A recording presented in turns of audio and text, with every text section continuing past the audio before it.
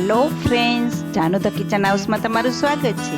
આજે આપણે બનાવશું શિવરાત માટેની ફરાળી રેસીપી બનાવવાના છે અને હજુ સુધી જો તમે મારી ચેનલને સબસ્ક્રાઇબ ના કરી હોય તો મારી ચેનલને તમે ખૂબ ઝડપથી પહેલાં સબસ્ક્રાઇબ કરજો, લાઇક કરજો, શેર કરજો, જેથી આવનારા નવા વિડીયો તમારા સુધી તુરંત પહોંચી શકે। તો ચાલો જોઈ લઈએ આપણે ફટાફટ રેસીપી। સૌપ્રથમ આપણે એક મિક્સિંગ બાઉલ લેવાનું છે, તેમાં આપણે 1 વાટકી જેટલો રાજગરાનો લોટ લેવાનો છે। તેમાં આપણે સિંગદાણાનો ભૂકો લેવાનો છે, અચકચરો 1 વાટકી જેટલો લેવાનો છે। 1 નંગ ઝીણું સમારેલું લીલું મરચું લેવાનું છે। અહીંયા આપણે 2 થી 3 ચમચી જેટલી કોથમીર લેવાની છે। આપણે અહીંયા આદુનું છીણ લેવાનું છે, આવી રીતના ખમણીને લેવાનું છે। 1 ચમચી જેટલું આપણે અત્યારે લેવાનું છે। ફરાળમાં તમે જે ખાતા હોય તે લઈ શકો છો। હવે સ્વાદ અનુસાર આપણે નમક એડ કરવાનું છે।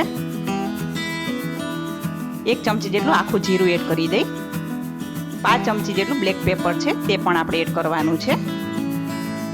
અહીંયા મેં કાચા બટેકાને ખમણેલું છીણ છે તે આપણે એડ કરી દઈ, બાફેલું નથી લેવાનું। હવે બધું સરસ રીતે આપણે મિક્સ કરી દેવાનું છે। કાચું બટેકું લીધું છે એટલે તેમાંથી આપણે પાણીનો ભાગ નીકળશે અને જરૂર લાગે તો ફરીથી આપણે 1 ચમચી જેટલું પાણી એડ કરીને કણક તૈયાર કરી લેશું। આ વખતે શિવરાત ઉપર તમે જરૂર એકવાર ટ્રાય કરજો, તમે બાઇન્ડિંગ આવી જાય છે અને સરસ મજાના નાના નાના બોલ્સ આવી રીતના વાળીને તૈયાર કરી લેવાના છે। તેવી રીતે મેં બધા બોલ્સને તૈયાર કરીને રાખેલા છે, તમે જોઈ શકો છો। હવે અહીંયા તેલ પણ ગરમ થઈ ગયું છે, તેમાં આપણે તેને તળી લેવાના છે। આ પેટીસને પણ તમે ભૂલી જશો તેવા સરસ મજાના રાજગરાના લોટના વડા છે। હવે તેનો કલર ચેન્જ થાય ત્યાં સુધી આપણે તેને રાખવાના છે। તમે જોઈ શકો છો તેનો કલર ચેન્જ થઈ ગયો છે અને એકદમ ક્રિસ્પી પણ થઈ ગયા છે। ગરમા ગરમ રાજગરાના લોટના વડાને આપણે સર્વિંગ પ્લેટમાં જ લઈ લેશું।